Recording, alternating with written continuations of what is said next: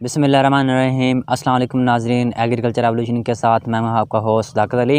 मोहतरम काश्तकार भाइयों, आज की इस वीडियो में हम बात करेंगे कि गंदम की फसल पर यूरिया का किस तरह स्प्रे किया जा सकता है। अपनी गंदम की फसल में हम नाइट्रोजन की कमी को किस तरह दूर कर सकते हैं। तो इस हवाले से जैसे ये गंदम काश्त कर दी जाती है तो इस हवाले से काफ़ी काश्तकार भाई सवालात कर रहे थे कि हम गंदम की फसल में या ज़मीन की तैयारी के वक्त हम DAP जो दूसरी नाइट्रोजन वाली खादें हैं उनका इस्तेमाल किया था। उसके बाद हमने पहले पानी के साथ भी हमने नाइट्रोजन वाली खादों का इस्तेमाल किया था, तो तब भी हमारे जो गंदम है उसमें पत्ते पीले हो रहे हैं, उनके जो सिरे हैं पीले होकर भूरे हो रहे हैं।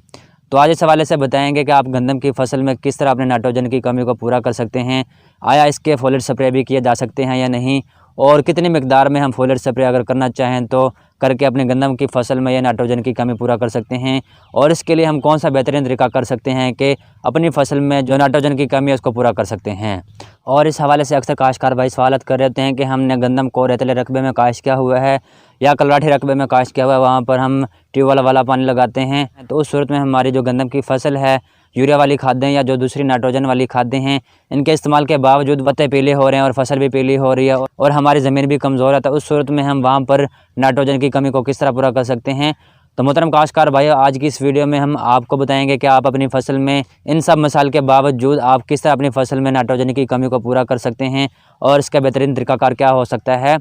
तो मोहतरम काश्तकार भाइयों, वीडियो का आगाज़ करने से पहले जिन दोस्तों ने मेरे चैनल को अभी तक सब्सक्राइब नहीं किया वो मेरे चैनल को सब्सक्राइब कर दें ताकि फसलों के मुतालिक इस तरह की मज़ीद मालूमात बर वक्त आप तक पहुँचते रहें। तो इस हवाले से मोहतरम काश्तकार भाइयों, जब हमारे काश्तकार भाई किसान भाई जब गंदम को रेतीले रकबे में कलराठी रकबे में वहाँ पर काश्त कर लेते हैं या ज़मीन कमज़ोर होती है तो वहाँ पर अक्सर जो हम खादें देते हैं नाइट्रोजन की सूरत में वहाँ पर लीक डाउन कर जाती हैं, ज़ाया हो जाती हैं, हमारे पौधों को नहीं मिल पाती, तो उस सूरत में हमारी जो गंदम की फसल है पीली होना शुरू हो जाती है और वहाँ पर नाइट्रोजन की कमी हो जाती है। तो इस हवाले से आज बात कर रहे हैं कि आप अपनी फसल में यूरिया का स्प्रे किस तरह कर सकते हैं और वहाँ पर कितने स्प्रे किए जा सकते हैं, कितनी मिकदार में किए जा सकते हैं और आया हम वहाँ पर कितना पानी इस्तेमाल करें। तो ये तमाम मालूमात आपके साथ शेयर करेंगे। तो मोहतरम काश्तकार भाइयों, अगर आपकी फसल में नाइट्रोजन की कमी हो जाती है तो वहाँ पर आप देखेंगे कि जो पत्ते हैं पीले हो रहे होते हैं, ख़ास तौर पर जो निचले पत्ते हैं वो पीले हो रहे होते हैं, उनके जो सिरे हैं वो भी पीले हो रहे होते हैं और पीले होकर बुरे होना शुरू हो जाते हैं। तो उस सूरत में वहाँ पर जो टिलर्स बन रहे होते हैं यानी जो झाड़ बन रहा होता है वो भी मुतासर हो जाता है और वहाँ पर जब पत्ते पीले हो जाते हैं तो पौधा खुराक नहीं बना पाता और वहाँ पर जो सिट्टे बनेंगे और जो दाने बनेंगे वो भी सेहतमंद नहीं होंगे, वहाँ पर भरपूर सिट्टे नहीं बनेंगे। तो उस सूरत में अगर आपकी फसल में नाइट्रोजन की कमी हो जाती है तो झाड़ भी मुतासर होता है और आपकी जो पैदावार है वो भी काफ़ी हद तक मुतासर हो जाती है।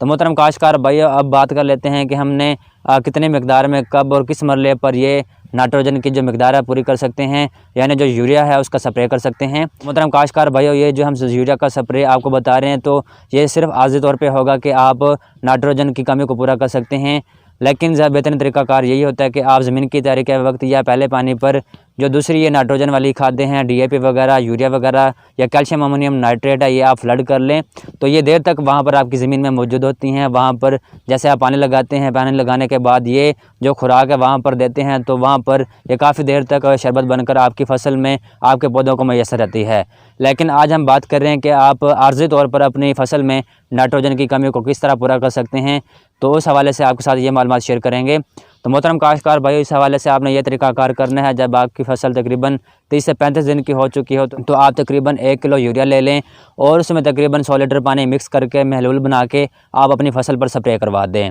उसके बाद आपने दूसरा स्प्रे तब करवाना है जब आपकी फसल तकरीबन 45 से 50 दिन की हो चुकी हो, तो तब भी आपने तकरीबन 1 किलो यूरिया लेके 100 लीटर पानी में मिक्स करके अपनी फसल पर अप्लाई करवा देना है। तो मोहतरम काश्तकार भाइयों, जैसे ये यूरिया इस्तेमाल किया जाता है तो बिल्कुल दूसरी जो माइक्रो न्यूट्रिएंट्स हैं, दूसरे जो खुराक के अज्जा हैं वो भी स्प्रे किए जाते हैं, जिसमें बोरान, जिंक, पोटाश वगैरह इनके भी फोलियर स्प्रे किए जाते हैं। इनका फ़ायदा ये होता है कि वक्ती तौर पर ये जो हम यूरिया का स्प्रे करेंगे तो वो पत्तों में जज़ब होकर हमारे पौधों को बआसानी अवेलेबल होगी, मैसर होगी और जैसे ही ये तकरीबन आहिस्ता आहिस्ता करके तकरीबन 30 से 35 मिनट में जैसे ही वहाँ पर स्प्रे करेंगे तो ये पत्तों को अवेलेबल हो जाएगी और वहाँ पर जो हमारी फसल में नाइट्रोजन की कमी होगी वो भी पूरी हो जाएगी। तो इस तरह हम आर्जी तौर पर वहाँ पर अपनी फसल में यूरिया यानी जो नाइट्रोजन की कमी है पूरा कर सकते हैं और अच्छी पैदावार भी हासिल कर सकते हैं।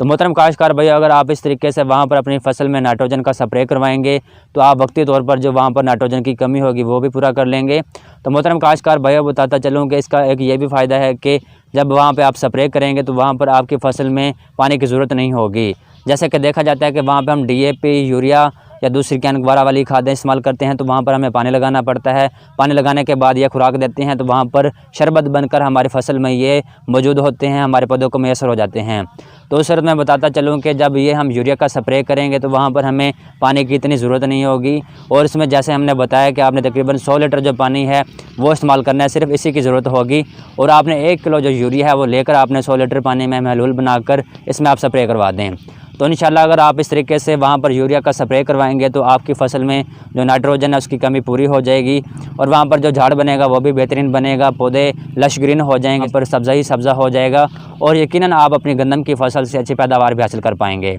तो मोहतरम काश्तकार भाई, यूरिया के हवाले से ये चंद मालूमात हैं कि आप अपनी गंदम की फसल में किस तरह नाइट्रोजन की कमी को पूरा कर सकते हैं। तो उम्मीद है कि यूरिया के हवाले से, नाइट्रोजन के हवाले से ये चंद मालूमात आपके इल्म में इजाफा करेंगी, आपकी फसल का झाड़ अच्छा बनाएंगी और यकीनन आप गंदम की अच्छी पैदावार हासिल कर सकेंगे। तो मोहतरम काश्तकार भाई, इस वीडियो को लाइक भी करें, शेयर भी करें ताकि दूसरे काश्तकार भी इन मालूमात से फ़ायदा उठा सकें, अपनी गंदम की फसल से अच्छी पैदावार भी हासिल कर सकें। और इस तरह की मज़ीद मालूमात के लिए हमारे चैनल एग्रीकल्चर रेवोल्यूशन को भी सब्सक्राइब करें और इसी के साथ हमें इजाज़त दें। अल्लाह हाफ़िज़।